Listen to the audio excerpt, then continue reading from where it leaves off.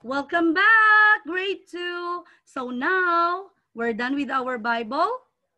And let's have our mother tongue. So Tagalog muna tayo ngayon ha. Okay, sino ang kumakain dito ng prutas? Prutas, taas ang kamay? Okay, very good. Importante na kumain ng prutas. It's important to eat fruits. Now, you're gonna raise your hand if you're eating, for example, when I say apple or mansanas. Kapag sinabi ko yung mansanas, taas ang kamay kung kinakain nyo ang prutas na ito. Okay, so let's start. Mangga. Mangga. Sino yung kumakain ng mangga? Mangga in English is mango. Taas ang kamay. Okay, very good. Next, mansanas. Sino ang kumakain ng mansanas or in English, apple? Apple. Taas ang kamay. Hands up. Very good. Next is ubas. Ubas or grapes. Ubas or grapes. Who's eating grapes? Very good. Next is dalandan or orange in English. In Tagalog, it is dalandan. But in English, it's called orange. Who's eating orange? Very good. And the last one is banana. Banana or saging. Saging. Sino ang kumakain ng saging? Okay, very good. Now, I'm gonna read some information about these fruits. Okay po? Magre-read si Teacher Bell tungkol dun sa mga ng information, importance of these fruits. Okay, so let's start. Okay, let's start with langga mangga. So, ito si langga mangga. Ang aking pangalan, the name of this one is langga mangga. Masarap ako, I am delicious and yummy, mahilaw man or hinog, kahit siya ay ripe or unripe. Ayon sa pananaliksik, ako ay iyong kainin upang makaiwas sa cancer. So, dapat daw ay i-eat mo yung mangga para ma-prevent mo yung cancer. Ako din ay nagpapakinis ng balat. So, nagpapasmooth rin pala siya ng skin. Nagpapalinaw ng mata. At nagpapabuti sa pagtunaw ng pagkain sa ating tummy. At marami pang iba. So, yan si langga mangga. Next, let's proceed sa ating si Mina Mansanas. Anong pangalan ni Mansanas? Mina Mansanas. So, kilala ako sa pagiging mapula. So, meron din namang mansanas na color green, 'di ba? Pero dito sa atin is red. Kilala ako sa pagiging mapula at malutong, red and crispy or crunchy. Nagbibigay din ako ng sustansya na nakabubuti sa iba't ibang parte ng ating katawan. Nagbibigay din ako ng antioxidants. So, ang binibigay ng ating mansanas dito ay antioxidants upang makumpuni ang mga nasirang cells sa ating katawan. Okay, next fruit is grapes or ubas. Hi! Ako si Bam Ubas na kulay o ube. Anong color? Yes, it's color violet. Ako ay maliliit.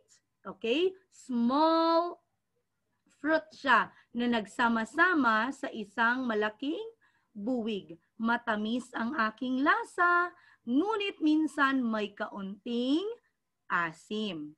Mainam akong kainin ng mga tao, lalo na yung may mga sakit sa buto, sa bones, may hika, yung nahihirapan huminga, and yung may sakit sa puso or sa heart. So yan si ating si Bam Ubas. Next, ang sunod natin ay si dalandan. Okay, si Kahel, ang kulay ni dalandan na si Dan Dalandan. Anong name? Dan Dalandan. Dan, dalandan. Ang kulay ng dalandan natin is kulay kahel na ang English ay orange.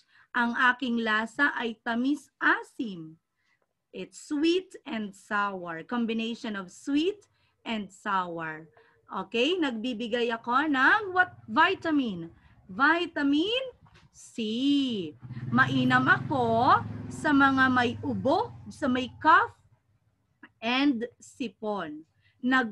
Or colds. Nagpapalakas din ako ng resistensya upang may panlaban ka sa sakit na maaari mong makuha. So, importante itong ating si dalandan para sa mga may sipon at ubo. Punta na tayo sa sunod natin. Ang sunod natin ay si Jing Saging. Anong pangalan ng sunod nating prutas? Jing Saging. Tama. Ito naman ay isang prutas na dapat mong kainin. Bakit kaya? Kasi siya ay matamis at masarap. Sino na ang nakakain ng saging? Diba? Favorite niyo ba ang saging? Okay. Ang saging ay punong-puno ng potassium na mabuti sa ating katawan. Alam niyo ba na kapag lalong nahihinog yung saging, lalong tumatamis. Kaya, sabi ni Jing Saging, kainin mo ako ha?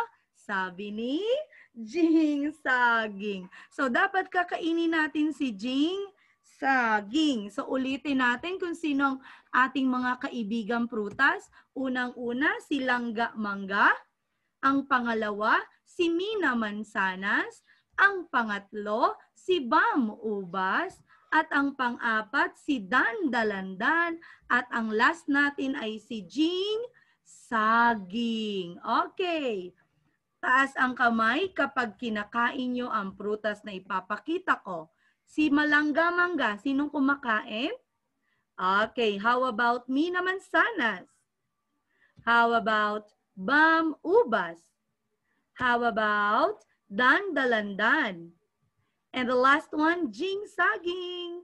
Okay, lahat din ng yon kinakain din nyo ni Teacher Bell. So dapat kayo din, kumakain din kayo ng prutas para maging malakas ang ating katawan at malayo tayo sa mga sakit. Okay po? So now, pag sinabi ni Mommy or ni Daddy, sino ba yung student ni Teacher? Alena, drink ka na, eat ka ng banana. So, dapat mag-i-eat.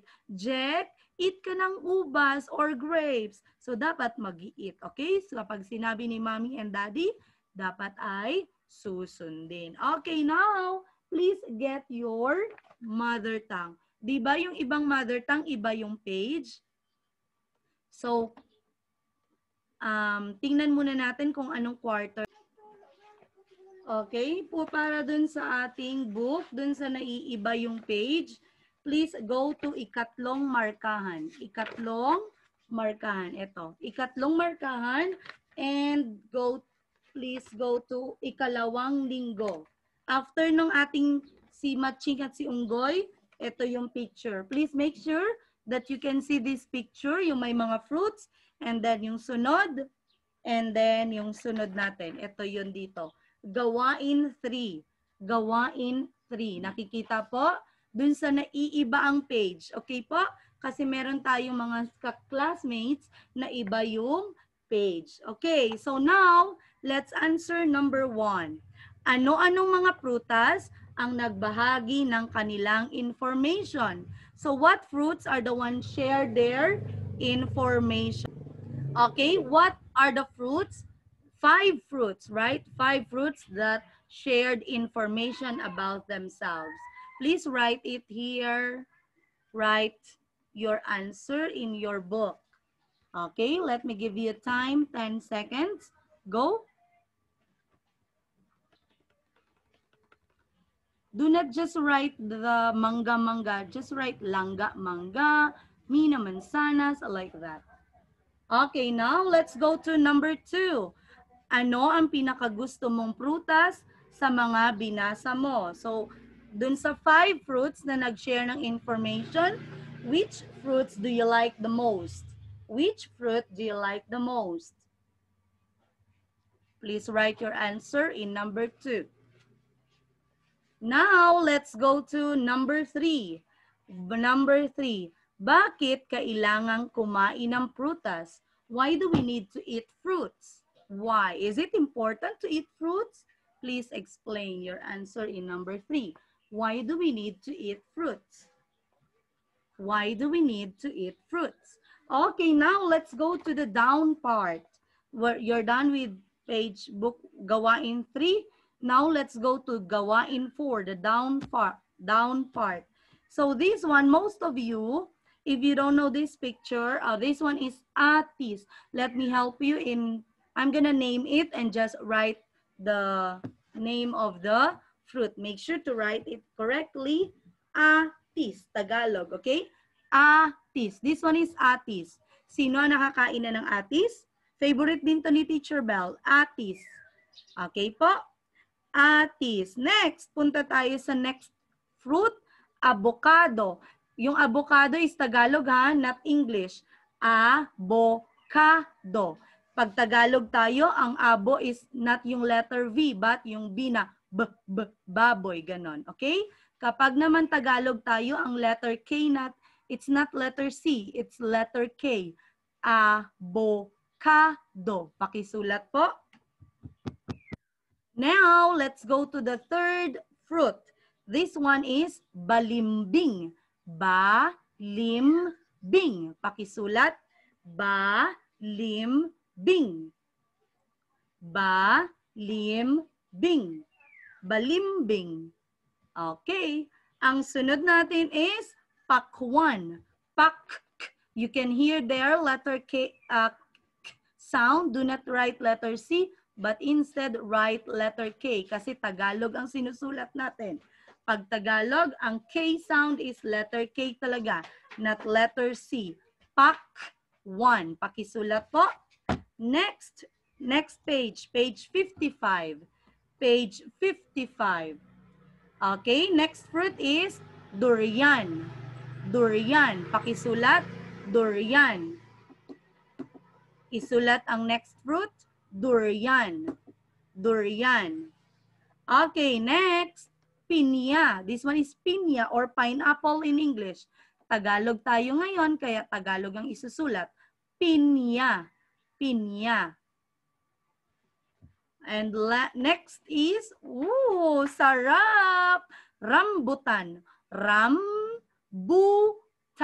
Pakisulat po, rambutan. Rambutan. And the last one is buko. Buko. Remember, it's Tagalog, so it's letter K, not letter C. Okay, buko. Buko. Okay, down part, gawain 5. You're gonna, it says here, magdikit sa ibaba ng mga larawan ng paborito mong prutas. So all of your favorite fruits, cut it or print it and paste it in your book. The down part of our book. All of your favorite fruits. So that when I check it, this is the favorite food of Althea. These are the favorite fruits of Viana. So please do it so that Teacher Bell will know what are your favorite fruits. Okay po? So that's all for today. For your assignment, study for our quiz tomorrow. Take a picture of pages 54 and 55 and send it in our class dojo. Thank you everyone and see you tomorrow. Bye!